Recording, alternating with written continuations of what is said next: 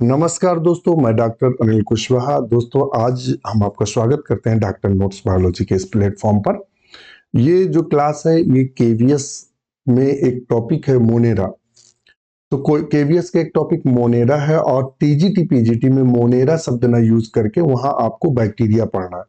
तो मतलब केवीएस में मोनेरा शब्द दिया है, तो आज हम मोनेरा में इंपॉर्टेंट क्वेश्चन लेकर चलते हैं और प्रैक्टिस सेट कराते हैं मोनेरा की।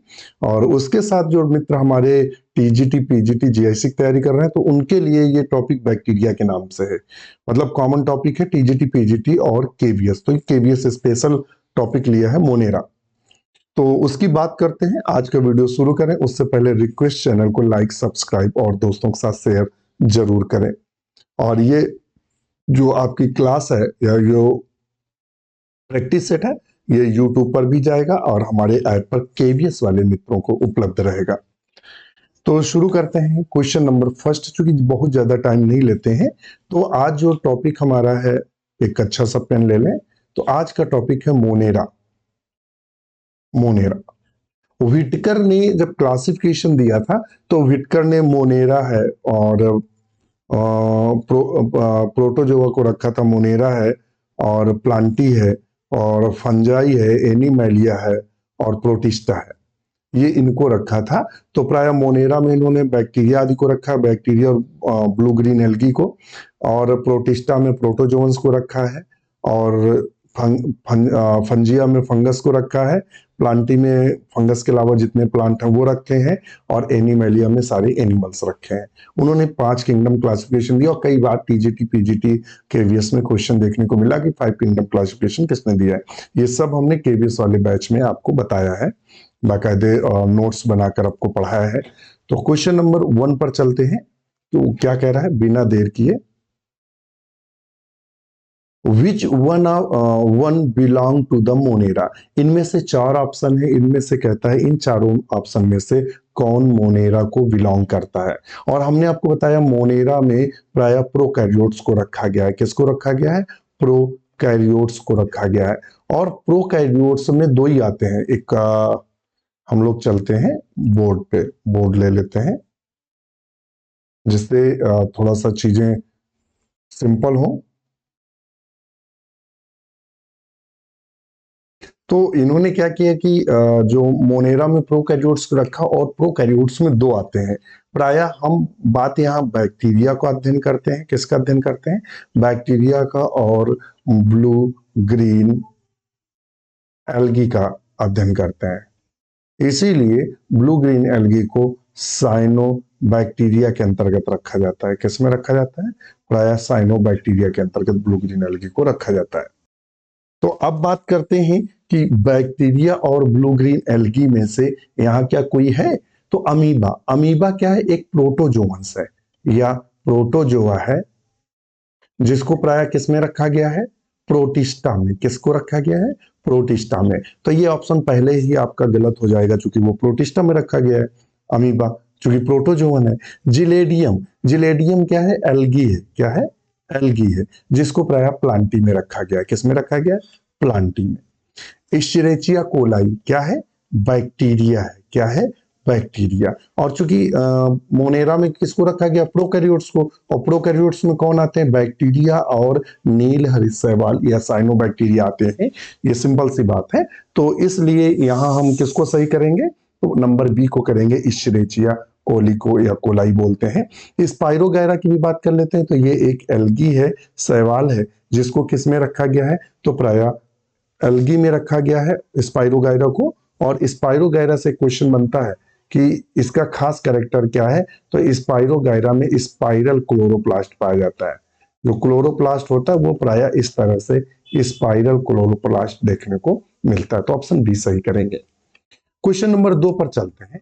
ए नॉन फोटोसिंथेटिक, देखिए एक शब्द यूज रखिएगा, नॉन फोटोसिंथेटिक, जो प्रकाश संश्लेषण नहीं करता है या प्रकाश संश्लेषण रहित एरोबिक नाइट्रोजन फिक्सेशन बैक्टीरिया क्या है? या जो नाइट्रोजन फिक्सेशन करता है, मगर एक और शब्द लगा एरोबिक, या जो ऑक्सीजन की उपस्थित में रहता है, या जो ऑक्सीकृत बैक्टीरिया होता है, ऑक्सीजन का यूज करता है, ऐसा नाइट्रोजन फिक्सेशन बैक्टीरिया कौन सा है? तो बात कर लेते हैं राइजोबियम की। राइजोबियम क्या है? तो यह रूट नोड्यूल में पाया जाता है। किस में पाया जाता है? रूट नोड्यूल में पाया जाता है। किसके? लेग्यूमिनस प्लांट के। लेग्यूमिनस प्लांट के रूट नोड्यूल में पाया जाता है। तो ये हो गया। क्लोस्ट्रीडियम कैसा है तो नाइट्रोजन फिक्सिंग बैक्टीरिया, मगर ये एन एरोबिक है। एन एरोबिक बैक्टीरिया है। तो ये तो भी कर। क्लेबेसिएला, ये भी नाइट्रोजन फिक्सेशन में भाग लेता है, मगर यह एरोबिक के अंतर्गत नहीं आता। एरोबिक में कौन आता है? एजिटोबैक्टर आता है, जो कि एरोबिक नाइट्रोजन फिक्सिंग बैक्टीरिया है। और सॉइल बैक्टीरिया, ये ध्यान रखिएगा, कहाँ पाया जाता है? मिट्टी में। तो वो है एजिटोबैक्टर। क्या है? एजिटोबैक्टर। ऑप्शन सी को बिल्कुल सही करते हैं। नेक्स्ट क्वेश्चन पर चलते हैं। The main difference in gram positive and gram negative bacteria resides in their. कहता है ग्राम पॉजिटिव और ग्राम नेगेटिव बैक्टीरिया का निर्धारण कैसे करते हैं। तो हम आपको बताएं कि इसकी को जो खोज की थी, क्या जो ग्राम स्टेनिंग की, यहां समझ लीजिएगा, ग्राम स्टेनिंग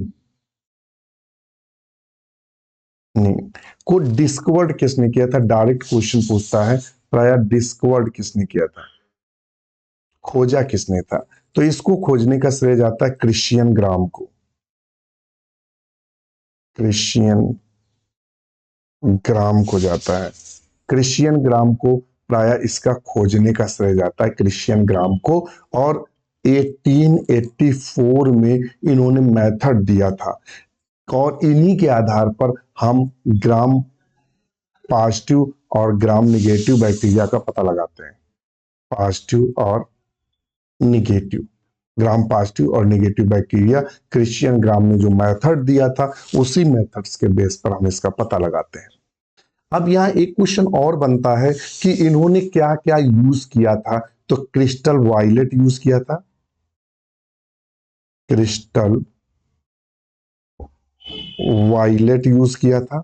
और इन्होंने किसका यूज किया था? पोटेशियम आयोडाइड का यूज किया था। पोटेशियम आयोडाइड का प्रयोग किया था, और आयोडीन, आयोडीन का प्रयोग किया था। और किसका यूज किया था? एथिल अल्कोहल का। और लास्ट में किसका यूज किया? तो लास्ट में सैफ्रेनिन का, सैफ्रेनिन का प्रयोग किया। इतनी चीजों का इन्होंने प्रयोग किया था, जिसके आधार पर इन्होंने यह बताया कि कौन ग्राम पॉजिटिव बैक्टीरिया है और कौन ग्राम निगेटिव बैक्टीरिया। इन मेथड्स के आधार पर इन्होंने क्रिस्टल वायलेट से पहले डाई किया, और फिर उसको धुला, फिर पोटेशियम आयोडाइड डाला, फिर उसको धुला, एथिल अल्कोहल से फिर धुला, और उसके बाद उन्होंने सैफ्रेनिन से किया, फिर उसको एथिल अल्कोहल से सुना। जो कलर्ड हुए, रंगीन हो गए, तो वो सारे ग्राम पॉजिटिव हो गए। जो रंगहीन हो गए, वो ग्राम निगेटिव हो गए। इसी के आधार पर इन्होंने ग्राम पॉजिटिव और ग्राम निगेटिव दो बैक्टीरिया का एक अलग सा समूह बना दिया। और ग्राम पॉजिटिव और निगेटिव में जो सबसे ज्यादा अंतर होता है, ये क्वेश्चन हायर एजुकेशन में भी पूछा है कि मेन अंतर क्या होता है ग्राम पॉजिटिव और निगेटिव में। तो इनकी जो सेल वॉल होती है, जो ग्राम पॉजिटिव की जो सेल वॉल होती है, वो सिंगल लेयर्ड होती है। सिंगल लेयर्ड होती है। और ये लगभग 150 से लेकर 200 एंगस्ट्रॉन्ग थिक होती है, मोटी होती है। जबकि ये ट्रिपल लेयर्ड होती है। ये कैसी होती है? ट्रिपल लेयर्ड होती है, यानी 3 परतों की बनी होती है। कौन? निगेटिव की। दूसरा, ये 75 से 120 एंगस्ट्रॉन्ग थिक होती है, ट्रिपल लेयर्ड। ये सिंगल लेयर्ड, ये ट्रिपल लेयर्ड होती है निगेटिव की। ये निगेटिव बना है, ये पॉजिटिव बना है। और मुख्य अंतर इसके अलावा क्या है? पेप्टिडोग्लाइकॉन जो मुख्य अंतर है, पेप्टिडोग्लाइकॉन 80% पाया जाता है इसमें। इसमें पेप्टिडोग्लाइकॉन 3 से 12% पाया जाता है। इसमें टिकोइक एसिड, ध्यान रखिएगा, टिकोइक एसिड, इसमें टिकोइक एसिड प्रेजेंट रहता है। और नेगेटिव में एब्सेंट रहता है। ये मुख्य वो अंतर है जिनके आधार पर केवीएस में, इवन टीजीटी पीजीटी में यहाँ से एक क्वेश्चन पूछ देता है कि ग्राम पॉजिटिव नेगेटिव में अंतर पूछ देता है कि teichoic acid present gram positive या नेगेटिव, तो ग्राम पॉजिटिव में टिकोइक एसिड होती है, टिकोइक एसिड नेगेटिव में नहीं पाई जाती है। अगर पूछ दे कि पेप्टिडोग्लाइकॉन की स्थिति क्या है, तो सबसे ज्यादा पेप्टिडोग्लाइकॉन प्लस पॉजिटिव पाया जाता है और नेगेटिव में मात्रा कम होती है। ये मुख्य अंतर थे। लिपिड की अगर बात करें तो इसमें लो लिपिड होती है, लिपिड की मात्रा कम होती है और लिपिड की मात्रा 11 से 22% होती है और यहां होती है 1 से 4%। ये हमने अंतर भी बता दिया जिससे आपका क्वेश्चन किसी भी एंगल पे गलत ना हो। तो कहता है gram positive gram negative bacteria reside in the air, तो किसके आधार पर है? मुख्य है सेल वॉल। क्या है? Cell wall. तो ऑप्शन ए को सही करते हैं। तो हमने ग्राम पॉजिटिव की जो पूरी हिस्ट्री और इतिहास भूगोल था, जहां से एग्जामिनर क्वेश्चन आपसे बिल्कुल उठाकर पूछता ही है, जहां आपको फंसा सकता है, जहां आपके साथ दिमाग से खेल सकता है, वो सब कुछ बता दिया कि मुख्य अंतर क्या होता है। कभी कभी पूछ देता है ग्राम पॉजिटिव और नेगेटिव जो टेक्निक है उसमें हम किसका प्रयोग करते हैं, वो भी हमने डिस्कस कर दिया है। यदि आप हमारे साथ जुड़ना चाहते हैं डॉक्टर नोट्स बायोलॉजी के साथ, तो आपको हमारा अभी केवीएस और जीआईसी का कॉम्बो बैच स्टार्ट किया है हमने, जिसकी मेंबरशिप केवल 1099, इतनी फीस रखी है। फीस का हम विशेष ध्यान रखते हैं, इतनी फीस रखी है कि आप यहाँ यूकेजी या केजी या फर्स्ट फर्स्ट क्लास में अगर आपके यहाँ कोई बेबी होगा, वो ट्यूशन पढ़ रहा होगा, तो उसका जो टीचर आता है जो कि इंटर पास होगा, वो कम से कम 1000 से लेकर 2000 रुपए फीस लेता है। आप स्कूल में, अच्छे स्कूल में अगर पढ़ा रहे हैं तो 1000 से 2000 फीस है एक माह की। और यहाँ हम आपकी नौकरी की बात कर रहे हैं। और अब आप कहेंगे तो इतनी कम क्यों? क्योंकि फीस लेने का हमारा उद्देश्य नहीं है, फ्री पढ़ाते हैं। मगर अब चूंकि ऐप का खर्च रहता है, ऐप को मेंटेनेंस की जरूरत रहती है, सर्वर का खर्च रहता है, होस्टिंगर है और दुनिया दुनिया भर का सर्वर लेना पड़ता है, तब हमारा ऐप काम करता है। तो इन सब छोटे छोटे खर्चों के लिए एक छोटी सी फीस रखी गई है, मेंबरशिप। इसके साथ आपको पूरी नोट्स की एक लाइब्रेरी, सिलेक्टेड नोट्स जो केवल केवीएस और जीआईसी के लिए हैं, उनकी एक अलग से लाइब्रेरी बनाई गई है। तो वो आपको बिल्कुल सिलेक्टेड नोट्स मिलेंगे। उसके अलावा आपको रात में डिस्कशन होता है, वो अवेलेबल रहेगा। इसके अलावा प्रैक्टिस सेट संडे संडे आती है, वो अवेलेबल रहेगा। इसके अलावा जीएस के नोट्स भी अवेलेबल रहेंगे, सब फ्री ऑफ कास्ट है, कोई एक्स्ट्रा हिडन चार्ज नहीं। सारी वीडियो क्लास मिलेंगी, जो क्लासेस हो चुकी वो क्रम से लगी है, कोई भी क्लास आपकी मिस नहीं होगी। आप आज ही हमसे जुड़िए। यदि आप टीजीटी और पीजीटी की मेंबरशिप लेना चाह रहे हैं, ओनली 999 की है, उनमें भी सारी क्लासेस, नोट्स, डिस्कशन, प्रैक्टिस सब मिलेगा। यदि एक और कॉम्बो बैच है टीजीटी प्लस पीजीटी प्लस यूपीएलटी, इन तीनों का कॉम्बो बैच है जो 1199 का है। उसमें टीजीटी की तैयारी होगी, पीजीटी और एलटी तीनों की, और उसमें भी नोट्स, प्रैक्टिस सेट, डिस्कशन सब कुछ आपके लिए अवेलेबल होगा। तो आज ही हमारे साथ जुड़े। अधिक जानकारी के लिए इस नंबर पर आप कॉल मैसेज कर सकते हैं। आज ही हमारा डॉक्टर नोट्स बायोलॉजी ऐप है, गूगल प्ले स्टोर से डाउनलोड करके जैसे ही आप साइन अप करेंगे, एनरोलमेंट आईडी पासवर्ड आ जाएगा, आप तुरंत ही ज्वाइन करें। कोई भी समस्या, कोई अधिक जानकारी के लिए हमें आप कॉल मैसेज कर सकते हैं। और इस डॉक्टर नोट्स बायोलॉजी के बहुत सारे मित्र सिलेक्ट हुए, कई सारे मित्र तो अभी जीआईसी में ज्वाइनिंग भी ले लिया है, तो वो हमने पिछले वीडियो में बताया था। और टीजीटी में लगभग 70 लोग सिलेक्ट हुए, पीजीटी में लगभग 35 लोग इंटरव्यू हुए थे, जीआईसी में तो 150 लोग प्री में क्वालिफाई हुए थे। उसमें से कई सारे लोग मेंस क्वालिफाई हुए, कई सारे लोगों ने भी ज्वाइनिंग की, बहुत सारे लोग हैं। आप भी इस परिवार का हिस्सा बने। नेक्स्ट क्वेश्चन नंबर 4 पर चलते हैं। Bacteria lack alternation of generation because there. Bacteria में अल्टरनेशन ऑफ जनरेशन, पहले समझ लेते हैं अल्टरनेशन ऑफ जनरेशन क्या होता है। हिंदी में इसको बोलते हैं पीढ़ी एकांतरण, एकांतरण के नाम से जानते हैं। पीढ़ी एकांतरण क्या होता है? एकांतरण, पीढ़ी एकांतरण की बात करें तो मान लेते हैं ये हैप्लॉइड स्टेज है, ये डिप्लॉइड है, यानी हैप्लॉइड के बाद डिप्लॉइड है और डिप्लॉइड के बाद हैप्लॉइड है, इसे बोलते हैं पीढ़ी एकांतरण। यानी ये अवस्था हमारी गैमिटोफाइट अवस्था है, और ये अवस्था हमारी स्पोरोफाइट है। ये दो अवस्थाएं। तो गैमेटोफाइट के बाद स्पोरोफाइट है, स्पोरोफाइट के बाद गैमेटो, इसे अल्टरनेशन जनरेशन। तो ये बैक्टीरिया में प्राय नहीं पाई जाती। क्यों नहीं पाई जाती? नाइदर सिंगेमी, बैक्टीरिया में दो बैक्टीरिया आपस में प्राय नहीं जुड़ते हैं, नॉर रिडक्शन, और ना ही उसमें सूत्री विभाजन होता है। ना तो वो सिंगैमी करते हैं, ना तो अर्धसूत्री विभाजन होता है, इसलिए इनमें पीढ़ी एकांतरण का अभाव होता है। भाई जब पहले डिप्लॉइड अवस्था बनेगी तभी तो हैप्लॉइड बनेगी, और यदि हैप्लॉइड ही है तो उससे नई जनरेशन हैप्लॉइड ही बनेगी, तो उसमें पीढ़ी एकांतरण का कोई मतलब नहीं है। नेक्स्ट क्वेश्चन पर चलते हैं, क्वेश्चन नंबर 5 पे। Name the organism which do not drive energy directly और इनडायरेक्टली फ्रॉम सन।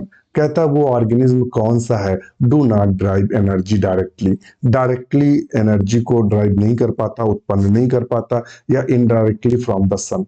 तो वो है कीमोसिंथेटिक बैक्टीरिया। जब हम आप बैक्टीरिया का न्यूट्रिशन पढ़ते हैं, न्यूट्रिशन या हिंदी में पोषण के नाम से जानते हैं, तो बैक्टीरिया को प्राय दो भागों में बांटा गया है। बैक्टीरिया को कितने भागों में बांटा गया है? तो प्राय दो भागों में बांटा गया। कौन कौन बैक्टीरिया बांटे गए? ऑटोट्रॉफिक बैक्टीरिया बांटे गए हैं, और दूसरे क्या बांटे गए हैं? दूसरे हेट्रोट्रॉफिक बैक्टीरिया बांटे गए। इंटरनेट इतनी ज्यादा प्रॉब्लम कर रहा है, 2-3 दिन से इतनी ज्यादा प्रॉब्लम कर रहा है कि क्लास कब की क्लास कब हो, कब ऐप पर पहुंचे, कब, ये बड़ा डिस्टरबेंस चल रहा है इंटरनेट का। तो ऑटोट्रॉपिक का मतलब समझ रहे हैं, स्वपोषी बैक्टीरिया बोलते हैं, स्वपोषी बैक्टीरिया। और इसको हिंदी में विषम पोषी कहते हैं। क्या बोलते हैं? विषम पोषी बैक्टीरिया बोलते हैं। ऑटोट्रॉपिक बैक्टीरिया को दो भागों में बांटा गया है, फोटोसिंथेटिक बैक्टीरिया, फोटोसिंथेटिक बैक्टीरिया, और एक बैक्टीरिया बांटे गए हैं। एक तो हो गया फोटोसिंथेटिक, एक हो गया कीमोसिंथेटिक बैक्टीरिया। फोटोसिंथेटिक जो सूर्य की रोशनी से अपना भोजन बनाते हैं। कीमोसिंथेटिक क्या होते हैं? विभिन्न प्रकार के जो केमिकल होते हैं या रसायन होते हैं उनको तोड़ते हैं, और उनसे जो एनर्जी निकलती है उसे वो भोजन के रूप में या ऊर्जा के रूप में प्रयोग में करते हैं। तो कीमोसिंथेटिक बैक्टीरिया है जो डायरेक्टली ऊर्जा नहीं उत्पन्न कर पाते और ना ही सूर्य से ऊर्जा प्राप्त कर पाते हैं। हेट्रोट्रॉपिक को पुनः 3 भागों में बांटा गया है, सैप्रोफाइटिक और पैरासाइट और सिम्बियोटिक। ऑप्शन ए सही करेंगे। क्या सही करेंगे? ए। पैथोजेनिक बैक्टीरिया बिल्कुल नहीं। वो बैक्टीरिया, पैथोजेनिक बैक्टीरिया क्या होते हैं? वो बैक्टीरिया जो रोग उत्पन्न करते हैं। वो सिम्बियोटिक क्या होते हैं? इनको सहजीवी बैक्टीरिया कहते हैं। वो बैक्टीरिया जो दूसरे जीवों के साथ रहते हैं। अच्छा सा एग्जाम्पल है राइजोबियम। राइजोबियम। मोल्ड में कौन आता है? मोल्ड में एक्चुअली में फंगस आता है। तो ये तो पहले ही नहीं है। सहजीवी का तो मतलब ही खत्म हो गया। पैथोजेनिक रोग फैलाने वाले कीमोसिंथेटिक बैक्टीरिया बचा, तो ऑप्शन ए को ही हम पूर्ण रूप से सही मानेंगे और सही करेंगे भी। नेक्स्ट क्वेश्चन चलते हैं। जीनोफोर बैक्टीरियल जीनोम और न्यूक्लियोइड इज मेड ऑफ किसकी बनी होती है? तो देखिए जीनोफोर या न्यूक्लियोइड शब्द, ये दोनों शब्द जीनोफोर न्यूक्लियोइड, ये यूपी पीजीटी या फिर टीजीटी में क्वेश्चन बना था कि बैक्टीरिया के जो जेनेटिक मटेरियल होता है उसे क्या कहते हैं, तो वहां शब्द दिया था जीनोफोर, जो कि सही था। तो बैक्टीरिया का, यहाँ बैक्टीरिया का जो जीनोम है उसको जीनोफोर के नाम से जानते हैं। वो किसका बना होता है? तो देखिएगा जो प्रोकैरियोट्स होते हैं, ऐसे यहाँ समझ लो, प्रो जो कैरियोट्स होते हैं अथवा बैक्टीरिया जो होते हैं, जो बैक्टीरिया होते हैं उनका जो डीएनए होता है वो कैसा होता है? विदाउट हिस्टोन होता है, अर्थात हिस्टोन प्रोटीन के बिना होता है। हिस्टोन एंड हिस्टोन प्रोटीन, तो विदाउट हिस्टोन है, तो पहला वाला तो गलत कर ही दो, ज्यादा सोचने विचारने की जरूरत नहीं है। आरएनए एंड हिस्टोन, तो चूंकि आरएनए और हिस्टोन लगा है इसको भी गलत कर दो। सिंगल स्टैंड डीएनए बिल्कुल नहीं, ये सिंगल डबल स्टैंड डीएनए, तो ऑप्शन सी बिल्कुल सही होगा। ऑप्शन सी को हम सही करते हैं। नेक्स्ट क्वेश्चन पर चलते हैं। इश्चरेचिया कोलाई, कहीं कहीं इश्चरेचिया कोलाई दिया रहेगा या कभी कभी ई कोलाई दिया रहता है। Escherichia coli is used extensively in biological research as it is. देखिए बायोलॉजिकल रिसर्च में या जो विभिन्न प्रकार के बायोलॉजी में शोध किए जाते हैं, जो हमारे वैज्ञानिक हैं या हमारे रिसर्च स्कॉलर्स हैं, उनके द्वारा जो शोध किया जाता है, तो कहता है कि हम सबसे ज्यादा इसको यूज क्यों करते हैं, क्योंकि ये इजिली कल्चर्ड हो जाता है। देखिए सबसे जो इजिली कल्चर कर सकते हैं, कल्चर क्या होता है, हम विभिन्न पोषक मीडियम में जब हम जीव को ग्रो कराते हैं उसे कल्चर कराना कहते हैं। क्या कराना कहते हैं? कल्चर, कल्चर कराना कहते हैं। तो इजिली कल्चर्ड हो जाता है इशरेचिया कोलाई, इसीलिए ये सबसे ज्यादा रिसर्च में प्रयोग किया जाता है। अगर इजिली कल्चर्ड ना हो, समझिएगा, अगर by the way easily cultured अगर ना हो तो फिर हम इसका प्रयोग नहीं करेंगे, सिंपल सी बात है। नेक्स्ट क्वेश्चन पर चलते हैं।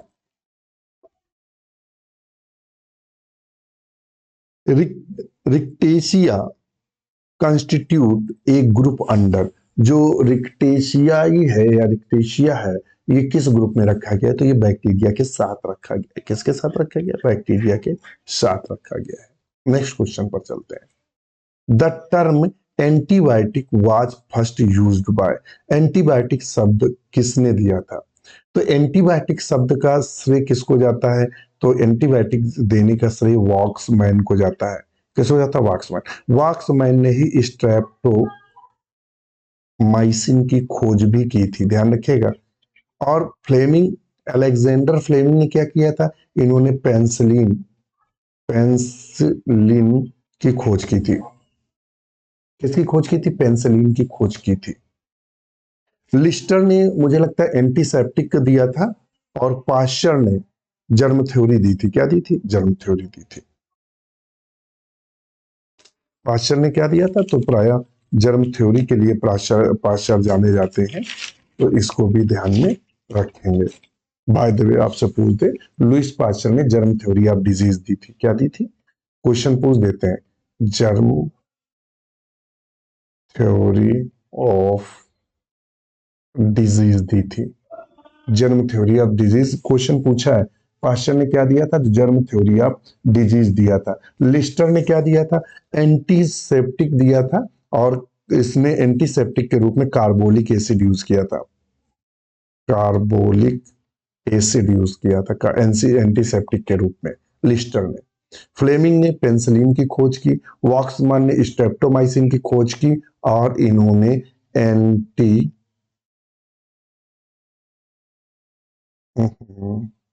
एंटीबायोटिक्स शब्द दिया था। किसने दिया था? वॉक्समैन ने।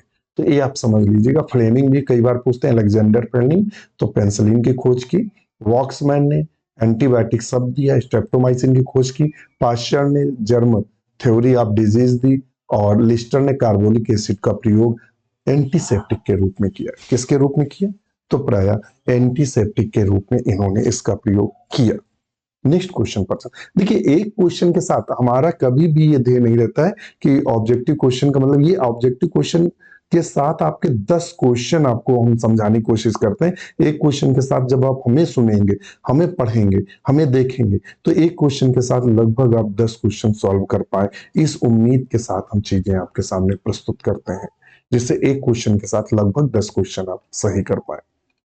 नेक्स्ट क्वेश्चन है, temperature tolerance of thermal blue green algae is due to. जो टेम्परेचर टॉलरेंस होते हैं, टेम्परेचर को या ज्यादा तापमान को बर्दाश्त करने वाले जो ब्लू ग्रीन एल्गी होते हैं, ब्लू ग्रीन एल्गी का मतलब क्या हुआ? साइनोबैक्टीरिया बोल सकते हैं। क्या होते हैं? साइनो बैक्टीरिया जो होते हैं, जो ज्यादा टेम्परेचर बर्दाश्त करते हैं, वो सेल वॉल स्ट्रक्चर के कारण बर्दाश्त करते हैं। किसके कारण? उनके सेल वॉल स्ट्रक्चर ऐसे होते हैं जिससे वो हाई टेम्परेचर पे भी रेजिस्टेंस रहते हैं और अपने जीवन को बचाए रखते हैं, अपने जीवन को खोते नहीं है। नेक्स्ट क्वेश्चन पर चलते हैं। नॉन सिम्बियोटिक, ध्यान रखिएगा, एक पहले शब्द पकड़ो, नॉन सिम्बियोटिक नाइट्रोजन फिक्सर कौन है? तो नॉन सिम्बियोटिक नाइट्रोजन फिक्सर अभी बताया था, तो एजिटोबैक्टर है। क्या है? एजिटोबैक्टर नॉन सिम्बियोटिक एरोबिक जो है वो एस्टोबैक्टीरिया। ब्लू ग्रीन एल्गी साइनोबैक्टीरिया को कहते हैं। स्यूडोमोनास बैक्टीरिया है, जबकि ये नाइट्रोजन फिक्सर नहीं है। सॉइल फंजाई, तो ये चूंकि फंगस है तो कोई मतलब ही नहीं है सॉइल फंगस से, तो ऑप्शन ए सही करेंगे। क्वेश्चन नंबर 12 पे दे रहा है nitrogen fixer soil organism belong to the, कहता है नाइट्रोजन फिक्सर भी हो और सॉइल ऑर्गेनिज्म जो मिट्टी में भी पाया जा रहा हो, बिलोंग टू द किसको बिलोंग करता है, तो एजटोबैक्टर है, ऐसे याद रखो एजटोबैक्टर। और एस्टोबैक्टर क्या है, एक बैक्टीरिया है। क्या है, एक बैक्टीरिया है। तो ऑप्शन क्या लगाएंगे, बी को सही करेंगे। मॉसेस क्या आते हैं, मॉसेस में अगर मॉस की बात करेंगे तो प्राय ब्रायोफाइट्स आते हैं। क्या आते हैं, ब्रायोफाइट्स आते हैं। और ब्रायोफाइट्स में खासकर फ्यूनेरिया यहाँ देखते हैं हम। ग्रीन एल्गी क्लोरोफाइसी में आते हैं, किस में आते हैं, क्लोरोफाइसी ग्रुप में आते हैं ग्रीन एल्गी। ये क्या होते हैं, फोटोसिंथेटिक होते हैं। कैसे होते हैं, फोटोसिंथेटिक होते हैं। और ये नाइट्रोजन फिक्सन नहीं करते हैं। नाइट्रोजन फिक्सेशन करते हैं एल्गी की कौन सी जाति करती है, तो एल्गी में blue green algae, blue green algae जो होती है नील हरित शैवाल, वो नाइट्रोजन फिक्सन करती है। सॉइल फंजाई का मतलब है नहीं, तो ऑप्शन बी को हम बिल्कुल सही करेंगे। नेक्स्ट क्वेश्चन पर चलते हैं। द प्लाज्मिड, प्लाज्मिड क्या होता है, प्लाज्मिड से क्वेश्चन बना है, बहुत इंपॉर्टेंट क्वेश्चन है प्लाज्मिड से। तो अगर हम प्लाज्मिड की बात करें कहाँ पाया जाता है, तो ये प्राय बैक्टीरिया में पाए जाते हैं। बैक्टीरिया के अगर पूछ दे अलावा और किस में पाए जाते हैं, तो ईस्ट में पाए जाते हैं, ध्यान रखिएगा।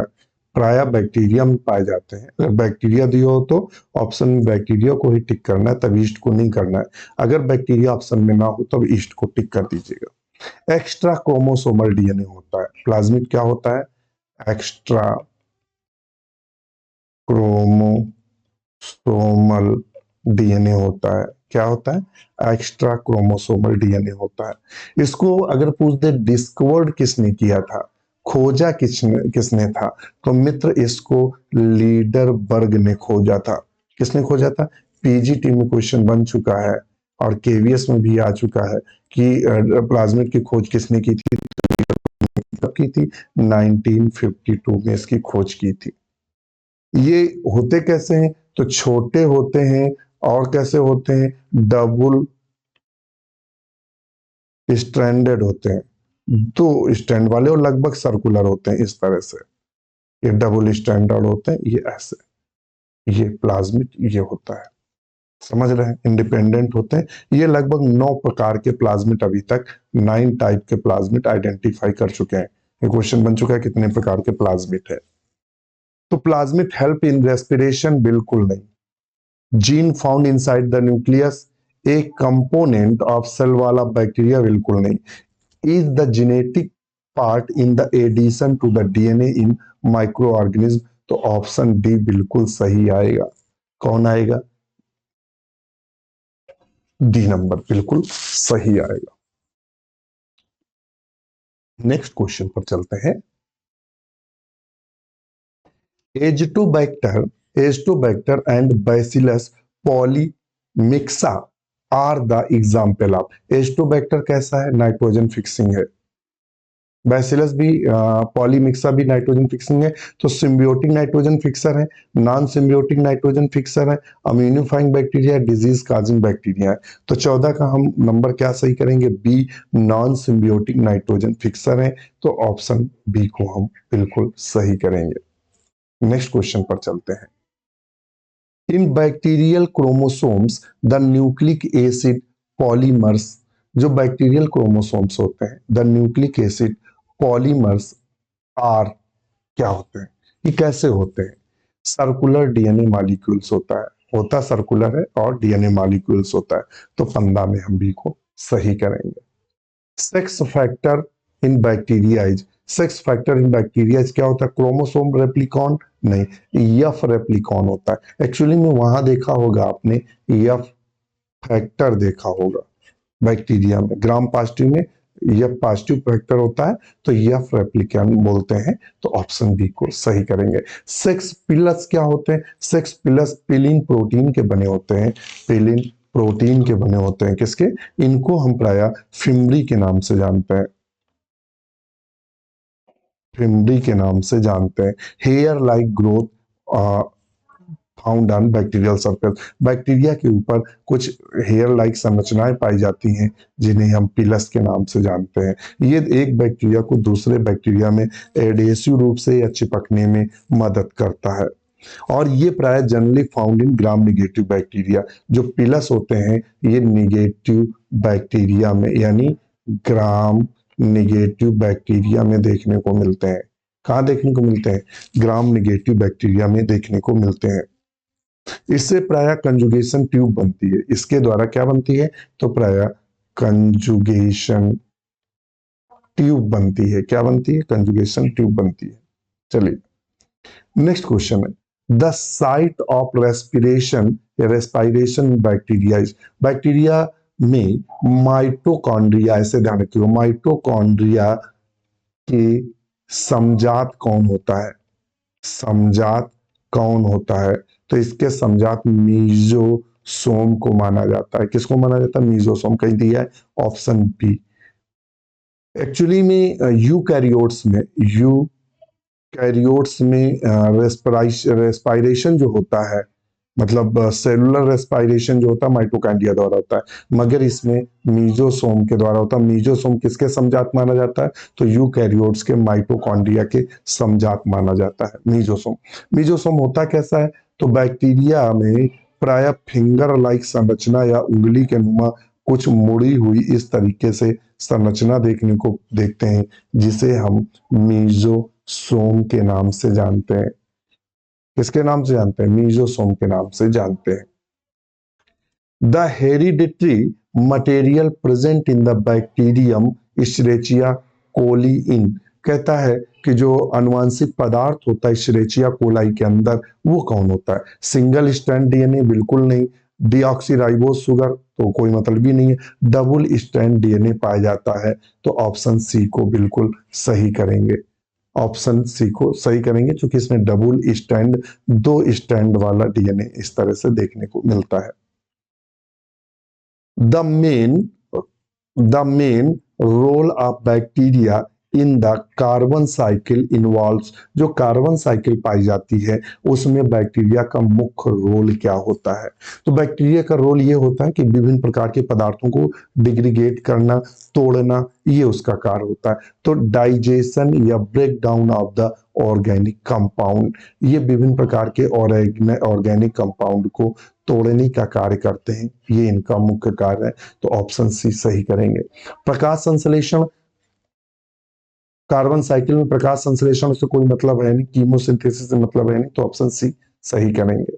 और आज का last question, to bacteria found to be very useful in the genetic engineering experiment. जब हम बायोटेक्नोलॉजी पढ़ते हैं या बायोटेक पढ़ते हैं या बायोटेक पढ़ते हैं, तो वहां बैक्टीरिया में प्राय प्लाज्मिड वेक्टर यूज किए जाते हैं। क्या यूज किए जाते हैं? वेक्टर। उनमें से दो ऐसे बैक्टीरिया हैं जिनका सबसे ज्यादा एक्सपेरिमेंट में प्रयोग करते हैं, या एक्सपेरिमेंट में प्रयोग करते हैं, वो कौन से हैं? तो एग्रोबैक्टीरियम से, जिससे ट्यूमर होता है, क्या होता है? ट्यूमर होता है। एग्रोबैक्टीरियम ट्यूमिफिकेंस, जिसमें रूट में ट्यूमर होता है, और इश्चरेचिया कोली, ये दो ऐसे बैक्टीरिया हैं जो सबसे ज्यादा बायोटेक्नोलॉजी में प्रयोग किए जाते हैं। और बकाया बायोटेक में ना के बराबर यूज किए जाते हैं या नहीं के बराबर प्रयोग किए जाते हैं। केवल आप बायोटेक पढ़ेंगे तो इश्चरेचिया कोली या एग्रोबैक्टीरियम आदि का बार बार उल्लेख होता है। तो आज के लिए इतना ही, ऑप्शन ए सही करेंगे। आज के लिए इतना ही।